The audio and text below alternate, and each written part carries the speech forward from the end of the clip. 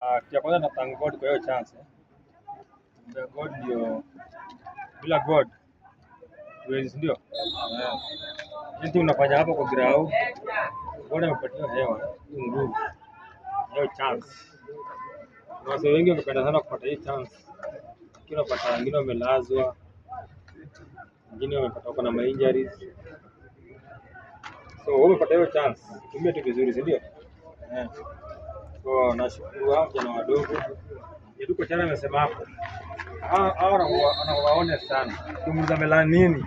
Yeye atakwambia tu Melan ku save team.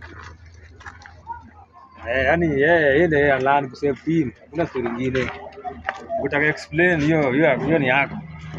Lakini ya Melan leo ku save team. So wanajua Melan ku save team. Sasa hiyo ni baadaye pole pole. Nduko chana amepromise next time huyu jamaa tu kujengwa. Ukiwa Spitfire ama Ottawa. Rega. Coach nani? Danko. Danko na nani? Na Okere. Okere. Oh, Spitfire. Ottawa. Najua saya.